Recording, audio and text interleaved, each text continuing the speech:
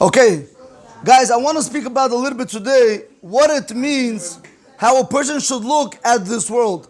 A lot of times a person makes this world very important, very chashuv. He invests all his time into this world. Every little effort, every little iota. He gets up early in the morning just to go to work. He comes late at night from work. He goes to sleep once again just to repeat the cycle over and over. Just to have a better house, just to be able to have a better car, just to be able to go on to another vacation, etc., etc. And he thinks that these things will give him pleasure. He thinks these things are going to be able to buy him his olam haba. I want to give you guys a parable, a very important story I heard. It's almost like a Hasidic story, but it has a lot to it. I want to show you, a lot of times a person comes and he asks, how do you learn Torah? How do you do Mitzvot? It's hard, it's difficult. I can't wake up in the morning, right? Because the Yetzer Hara is always what? Is always attacking us with different sides. So there's once a story, it's not in my name, it's one Hasidic Rebbe, I forgot his name. He says a beautiful story. He says there was once a poor guy, he was walking on Shabbat. And he found literally hundreds of dollars of bills literally lying around on the street on Shabbat. As he was walking, he stopped. And now he started to look at the money. And now he started to rationalize. 1 second. This money over here, can I take it or can I not take it? He started saying that he's poor. He doesn't have money. It's pikuach nefesh, right? He needs the money. How is he going to survive tomorrow? Maybe if he's going to take the money now, he'll be able to live better and keep many more Shabbaton without any problem. But then he said, no, maybe that cannot be because he still has a little money, that he has some money left over. Okay.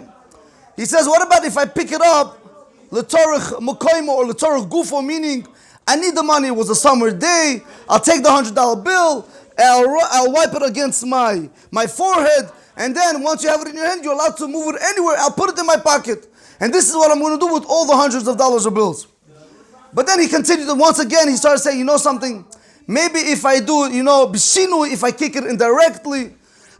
He started going back and forth over and over. He started giving him rationalizations to why it is permissible to pick up this money on Shabbat. So this happened for 45 minutes, 1 hour, 2 hours, 3 hours, 4 hours. By the 5th hour, there was a guy that was just watching him. And he came up to me, he said, sir, I don't understand. You've been here for the past 5 hours. What is the problem? Can I help you? He said, what's the problem? You don't see all this money? I don't know if I should take it or not take it. I'm having a doubt. Should I take it or should I not take it? The guy told him, do you think that this is real money? All this is fake money. This Jew, the second he heard that all this is fake money, he turned around and he walked away. Rabotai, no, it was fake money, mamash. Rabotai, what happened? What happened? 5 hours you were stuck there thinking, should I take it? Should I not take it? But when somebody told you that this is fake, automatically he came out of it and he went on to his way, he continued to show whatever it was. He said that the nimshal from this story is, a lot of times we have these fights. Should I wake up? Should I not learn Torah? Maybe if I go to that vacation, if I go there, if I build this, I'm going to be happier. Rabotai, all this is nonsense. There's no such thing that you'll be happy. After you have $100 million, after you build the biggest house with steel, that's never going to collapse. Yeah, but one day you're going to collapse. The bottom line is, Rabotai, when a person has this arguments back and forth with this Yetzer Hara, do you know the problem is? Why you have this machlokets? Because you think that this is it. We're here forever. But the problem is we're not here forever. We are only here temporary. Once you let your Yetzer Hara know that I am only here temporary for a few short years, 80, 90 years max, if you're lucky, you're showing good strength, Rabotai, automatically your battle with the Yetzer Hara is no longer the same. You don't care about the house. Yeah, you get a house. You'll get you'll get a nice house. You'll build a nice house. But you will not go out of your way to build more than you have to. You will not go out of your way. You have one house, you're not going to want to have 2, 3 houses. You have one car, BMW, whatever you want to drive, Lexus, whatever you drive, you're not going to run. That's not going to be your goal. Your goal is you have it, you're going to use it to serve Hashem, but at the same time, you shouldn't make it your whole goal. Your whole goal should be able. It's very hard to have both worlds, Mike. Mike, it's very no. It's very hard. If it's very hard I'll tell you why. The rule's like this. If what you're doing now, I didn't say that. When did I say that? I didn't say don't drive, chas v'shalom. Don't make it. You could strive for more, Mike. If you have now a car X, Y, and Z, correct? A house, whatever it is. What is the purpose to go now and break this house and make it bigger and bigger and bigger and bigger? Or get another house and another house and another house. I'll put it to you, the rules like this, Rabotai, people don't know this. If this takes away from you learning Torah, you will be held accountable. Because if Hashem bless you, let's say with 10 million, 20 million, it's going to last you and your grandchild to the 20th generation. What are you working for? Why aren't you preparing for your Olam Haba? Why aren't you preparing for the world to come? He's trying to say, what do both? Amen. Amen. There are a few Gedolim that were able to do both. There are two Gedolim that were only able to do both. There are a few Gedolim that were only able to do both. When you have to... No. When you guys, you have to understand, when you want, if you want, you see how much more headaches you have. If you're able to learn 8 hours a day now that I have to get a house, and I have to build, and I have to reconstruct, one second, and now that's going to minimize my learning, this is taking away from my Olam Haba. Again, you guys don't have to agree with what Chazal say, but this is what Chazal say. You guys don't like it, you guys will see it tomorrow. I'm just trying to bring out a point. When you realize, don't worry. You don't take away time from the Torah. Oh, so that's excellent. If you could have somebody else doing it, halavai, oh man. But I want to see you guys doing 8 hours to 10 hours a day. Deal? We have a deal? You're taking somebody that's already 28 hours a day and he's cutting off and doing other things. Like let's say somebody like Michael. Beside the Rabotai, I hear. Adding to his learning. It's fine. It's fine, Rabotai. I want to put it to you like this. Rabotai, this is your... Shh, it's fine. It's fine, Rabotai. Mike, listen to me. Rabotai, I'm trying to bring out a point over here. What it means, how we rationalize, Rabotai. You will see tomorrow, Bezrat Hashem, after 120, what your rationalization cost you. If I tell you what the Chachamim say when it comes to money, right, what Chazal tell us, if you have money, you must spend it on yourself to allow yourself to be able to learn Torah. Everybody has the mentality of what? I want to save money to my child. And he says to my child, who is this child that's going to get all this money? It doesn't matter, but I'm just trying to tell you, the bottom line is like this. If a person realizes that this world is only temporary, and everything that you're running after is not, I'm not telling you not to live life. Chas v'shalom, don't misunderstand. You need to live life correctly, but don't forget, if you're putting in 8 hours a day, 5 hours a day to work, please make sure you're putting 5 hours a day to learning, 8 hours a day to learning. Don't make 12 hours a day, now you have a lot of businesses and now you can't learn. You have to be able to make it proportionally. You understand? This is not chas v'shalom, not from me. 1 hour. What? If a guy who has $10 million, 1 hour is enough? Halavai, fine. Rabotai, I'm just trying to bring out a point. Guys, I'm trying to bring out a point. Fine. Guys, do what you have to do. Do what you have to do. The bottom line I'm trying to bring out over here, if a person has this constant battle, Michal, if a person has this constant battle, I can't wake up, I can't learn Torah, right? He has all the excuses. I have to go to the mixed party, right? But when you realize that all these things are fake, they're only temporary, you're no longer going to have that battle. That's what I'm trying to bring out. Well, you want to make 100 million, that's your problem, not my problem. That's your problem. By the way, just remember, from that 100 million, you have to give 10% also. You don't give 10%, you give 25. Oh, man.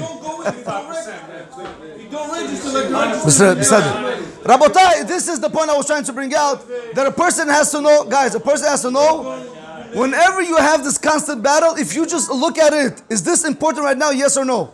If you tell yourself that this, right now what is going on is not important, listen, it's good to do it, but make sure it does not take away, it does not steal from your Olam Haba. Yeah, you balance it, 100% balance it. Make sure you know how to balance it. Rabotai, I ask you guys one question. How come you have majority of the people that are rich today? Show me to them that everybody's happy. At least show me 3 people that are happy. 90% not happy. Why? They have everything, why? Because they have everything. Rabotai, I want to tell what the Gaon Mivulna says. A person will live 3,000 years consecutively. He will never find a peaceful moment in his life unless he's learning Torah. There's no such thing you'll have peace of life. There's no such thing. A person, don't tell me it's true. The Gaon Mivulna said it. I don't care. You guys agree. The Gaon Mivulna said it. Rabotai, how does one do this? How does one reach spiritual levels? I want to tell you guys something. I ask you guys a simple question. How can we use a horn to blow on Rosh Hashanah that's from a sheep? How is that possible? You take a ram's horn on Rosh Hashanah. This horn gores animals. It goes in number 2 or in the dirt. We take this horn and we start blowing on Rosh Hashanah. And what do? We move Hashem from the Kisei Din. We move him all the way to Kisei Rachamim. How can it be? A material thing like that from an animal, the lowliest thing in the world, it stinks. Yeah, when you blow, yeah, you have the smell. Yeah, we should remember that we're low. We're nobody. We're nobody. We're nobody now, Rabbi. You ready for this? You ready? No, look the other way around. You ready for this? So the rabbi, I forgot his name. The rabbi said a beautiful pshat. He said, "You ready? If a shofar which comes from an animal, when you blow it, is able to reach a kisei kavod, what happened? All you did was you took the horn and you detached it from its animal being, the sheep. If you take yourself and you detach yourself from the materialistic world, you'll be able to reach levels all the way up until kisei kavod. This is how important it is. Rabotai, a lot of us don't see it. But believe me, when you guys get a chance to learn Chovot HaLevavot, or ever when you guys get a chance to learn Chazal or Misil Yisharim, you guys will see it. But I'll tell you, you know what hurts the most? I ask you guys a simple question. Be honest with me, Michal. Be honest with me. Yes. If right now you and I have $100 million to make, right now, in an hour we'll make $100 million. No question. You ready? But we want to go watch TV. We want to go somewhere we're not supposed to be. Or we're going to even go out to work to make $50,000. You're going to leave this job? You're going to drop the deal? Depends if my mind is capable to do that. Nothing. You just sit next to me, you get $100 million. Yes. Okay. Rabotai, this is what we do when we do Mitzvot and Torah. You're making infinite. It's going to register. Hashem doesn't want you to register. Hashem wants you just to try. It's not upon you to finish. All Hashem wants you to do is try. The Ramah brings down in Siman Kuf Nun Hey that the sechar person gets for going to the base measure, not because he understands. If the rabbi really teaches them, they don't understand. He gets the reward for walking alone. That's all he doesn't get, because they don't understand. It's Torah, it's hard. That's what Chazal tell us. It's not upon you to finish, it's upon you to start. You can't always say doesn't register, doesn't. If a person doesn't have money, he's going to do everything in the world to go support his family. He's going to find a job, collect cans, lo leinu, but he's going to make sure the bills are paid. Same thing over here. Rabotai, whatever you look into, however you look at this world, you have to know it's exactly the same over there. So if you think that this world is important, bills got to get paid, I'll tell you now, bills got to get paid there also. You come over there, it's going to be infinite reward, or chas v'shalom lo leinu, infinite punishment. A person has to be a chacham. If you're able to learn, sit and learn Torah and do not waste time. Again, you're with your wife, with your children, you want to go vacation, no problem. Make sure kosher vacation. Not lo leinu on beaches and where there's priesthood women and etc. and all these things. Right? They say Shabbatons. Right? They put a rabbi's name, Shabbaton, they say Hashem is here. And you have men and women mingling and sitting. What's this? This is Asur. Where did they get all these hetters? Just because the rabbi is there, that means we could do Averis? Chas v'shalom, rabotai. What about the eyes? What about men and women mingling? All these things are not allowed. A person has to be chacham before you set out somewhere. Make sure where you're going is the proper place for you to be. Just like you're not going to throw your little child into a 10-foot deep pool, don't throw yourself somewhere where you could chas v'shalom come to fall. Baruch Adonai L'olam, Amen v'Amen.